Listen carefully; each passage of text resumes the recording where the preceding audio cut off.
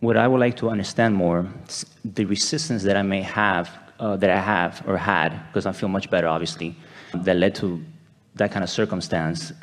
Like I was trying to say earlier, I don't feel my life is I feel pretty on alignment most of the time. I'm sure I get out and I have my situations, but I don't feel that constant tension.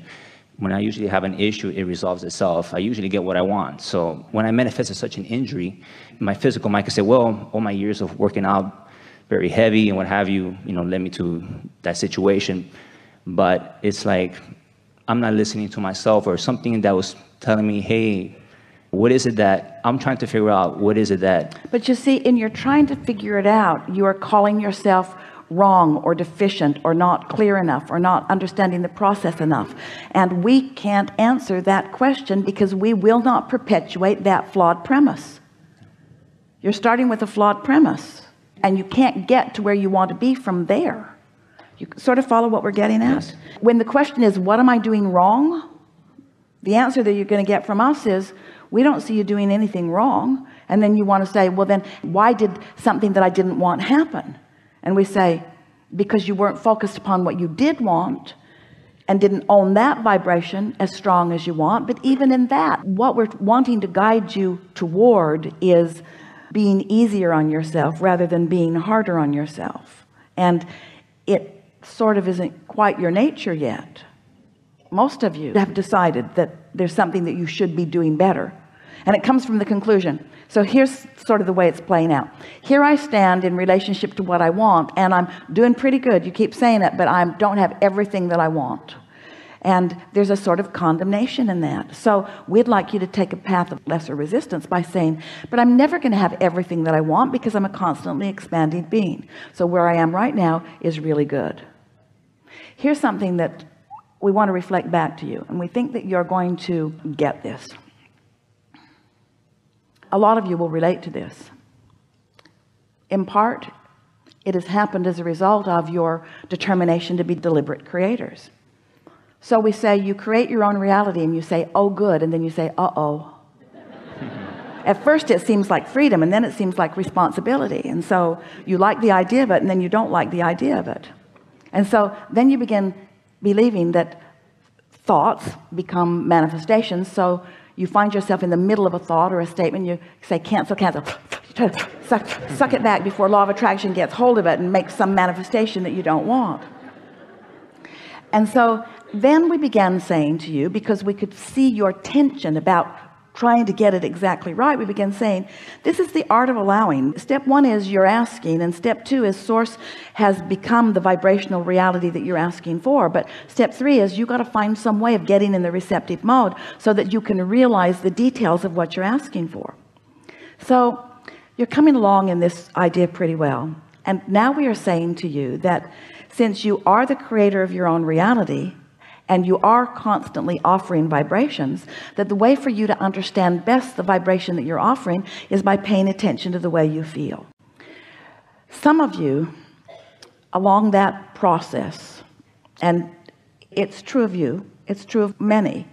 Esther experienced it too, especially in the beginning. You become so determined to be really good, deliberate creators that you sort of hold yourself back from the expansion that you're not up to speed with yet. You don't ask for all that you want. You just don't let yourself go there because you're guarded. You don't want that other shoe to drop. You don't want to come face to face with the realization that you've asked for something that you haven't allowed yourself to realize. So we began saying to you, you're never going to get it done. You're not ever going to get it done. So let that go. And you can't get it wrong. So be nicer to yourself along the way. But still, there's a sort of precision about you, a sort of guardedness about you, a sort of, I'm going to get this right, that doesn't allow you the adventurous version that you really want, the really adventurous version, because you're afraid of getting it wrong. And we want you to understand that you can't get it wrong. It will never be so wrong that you can't pull it back into alignment if you want to. And so when you say to us, and we hear it often from people, my life is going pretty well, we would rather hear you say, I am ravenous about this life. There's so much that I want, and I'm screwing up every time I turn around. There's so much that I want that I'm not allowing myself to have. And that's what you're reaching for. You're reaching for more aliveness. You're reaching for more enthusiasm for life. You want to allow more of the energy to flow, even if it risks you resisting some of the energy that's flowing. And so sometimes when that desire is strong within you and you have not even acknowledged it to yourself, something that indicates the resistance that you've got going on shows up in your experience and causes a faster development of desire, faster than ever before. This life is supposed to produce desire, even if you haven't yet come to the place that you're allowing yourself to receive it fully. But we began almost every conversation as we start out in a day. You almost always, when we say, are you enjoying your desire? Because we want you to have desire that is rampant, that you aren't up to speed with, because it's so fun getting up to speed with the desires that you're not up to speed with. That is the zest of life that you're looking for. We're going to say it again. The zest that you're looking for is for your life to launch rockets that you're not in the vicinity of, because it's so fun to get in the vicinity of it, because everything is relative. It is so fun to move from not being in alignment to in alignment. That's fun. It's like, why do you go on the roller coaster? Why do you go up so you can go down? Why do you do that? Because you like the relational experience. You like the feelings of that. You get a sense of what we're talking about? Yes.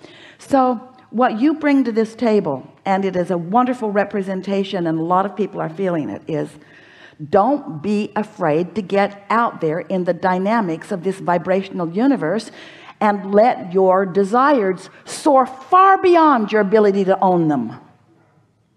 Because when you do come into ownership of those, how good it's going to feel.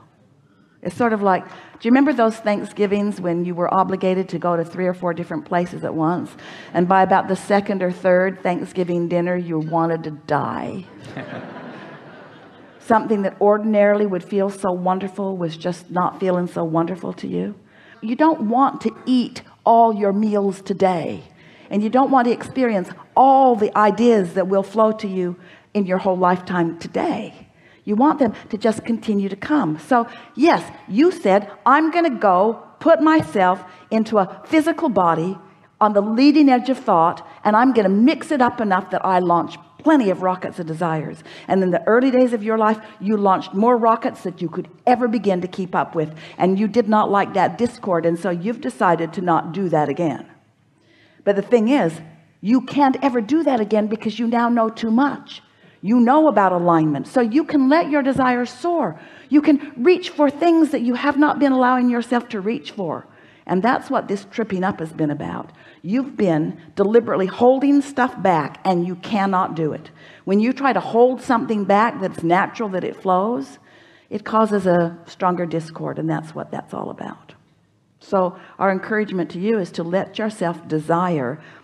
So here, if you've got a desire and you are not allowing yourself to let it flow, the discord is uncomfortable, and then you pronounce yourself doing something wrong.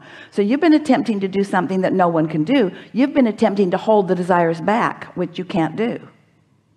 We want you to encourage the desires. Does that make sense to you? Yes. What do you want? What do you want? What do I want? What do you want? Well, I want to do everything. I want to go out and have everything I want. I want to have more abundance than anyone could ever have. I want to be able to do anything at the drop of... I want abundance because, why? It gives you the ability to do and have whatever you want. And what do you want to do? I want to go and travel the world. And what do you want to have?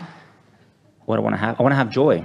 That's what it's about. But what do you want to have? You're talking about abundance. You don't buy... I would love to make music. I would love to travel the world. I would love to be... and what's out there in the world that you want to see? People and beautiful things and cultures and... different experiences. Experiences, yes. So that's the first time you've really gone there in a while.